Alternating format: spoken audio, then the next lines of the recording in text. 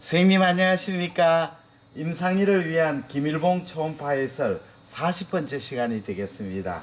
예, 파트 A 간장 리버 파트의 9번째 시간, 간장 내 강에코, 스트롱 에코 또는 스트롱 에코를 포함하는 종괴성 병변의 감별 진단에 대해서 같이 공부하겠습니다. 먼저 초음파 개인 교수 DVD에 대해서 안내 드리겠습니다. 초음파를 처음 입문하시거나 초음파를 하시고 있지만 스캔 방법에 자신 없는 분을 위해서 제가 DVD를 제작했습니다. 총 7장이 되고 초음파 기계 사용법, 간장, 담낭, 단간, 췌장, 신장, 비장, 부신, 전립선, 소화관, 충수, 여성생식기, 갑상선, 경동맥, 전 내과 영역, 심장 빼고 전 내과 영역을 커버했습니다. 아주 자세한 해설로 손 잡는 법 영상에 대해서 제가 심혈을 기울여서 제작했습니다. 필요하신 분은 저희 병원으로 연락해 주시면 택배로 보내드리겠습니다. 예, 그러면 우리가 스트롱 에코 또는 스트롱 에코를 포함하는 종괴성 병 때 체크 포인트는 우선은 주위에 종괴상이 있는지, 스트롱 에코 주위에 종괴가 있는지를 확인하는 게 중요하겠습니다. 그리고 혹시 그 스트롱 에코가 단간 내에 있는지, 확장된 단간 내에 있는지, 또는 스트롱 에코가 체위 변화에 따라 움직이는지, 이런 걸 확인하는 것이 중요하겠습니다. 그리고 물론 발열이나 백혈구 증가가 있는지, 또 원발 병수가 있는지, 특히 대장암 같은 경우에는 메타스테이스 가면 스트롱 에코로 나오는 수가 있습니다. 그러면 중요 사항에 대해서 말씀을 드리겠습니다. 스키아를 동반하는 간의 종괴성 병변은 먼저 대장암의 전이를 의심해야 되겠습니다. 그 다음에 담도 기종증 뉴모빌리아에서는 당간 내의 가스 움직임을 확인해야 됩니다. 이건 가스니까 체위 변화에 따라 움직이기도 하고 또 가만히 있어도 움직이기도 합니다. 주로 이제 슈파인 포지션에서는 좌엽 외척구역, 레프트 로브 라테랄 세가멘트에서 잘 보입니다. 간내 결석은 확장된 당간 내에 이렇게 관찰이 됩니다. 그리고 이제 간의 스키아가 선상 배열을 보이는 수가 있습니다. 그러나 이것은 당간 확장을 동반하지 않습니다. 당간에 있는 것은 아니지요. 그 다음에 문맥 내 가스는 양옆에 분포하고 만약에 복통이 있다면 이것은 소화관의 네크로시스, 괴사가 원인임을 추정할 수가 있습니다.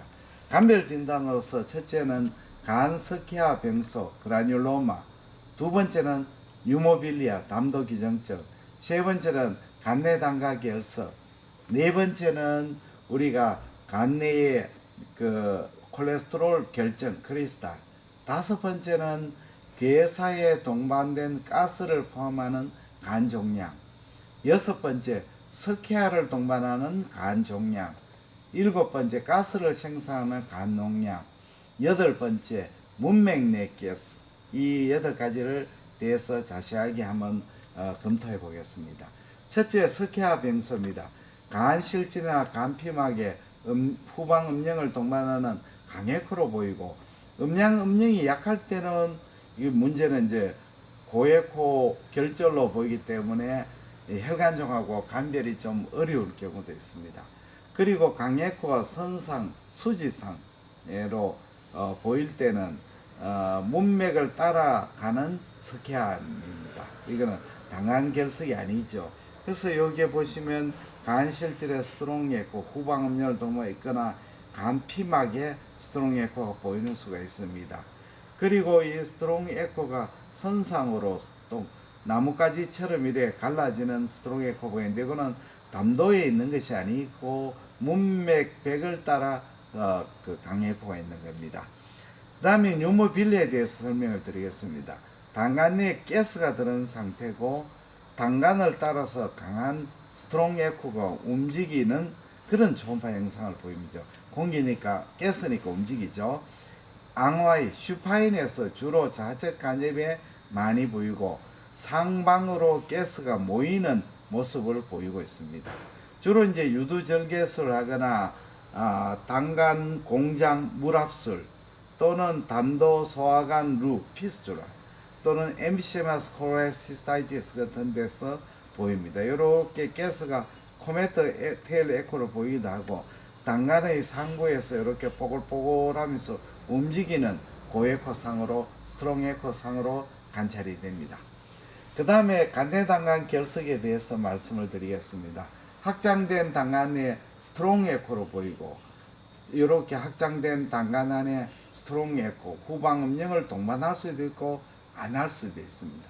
당간에 완전히 결석이 충만되어 있을 때는 당간은 보이지 않고 이렇게 호상으로 보이는 스트롱 에코가 연속적으로 보이는 겁니다. 이거는 확장된 당간 내에 담석이 충만된 경우입니다.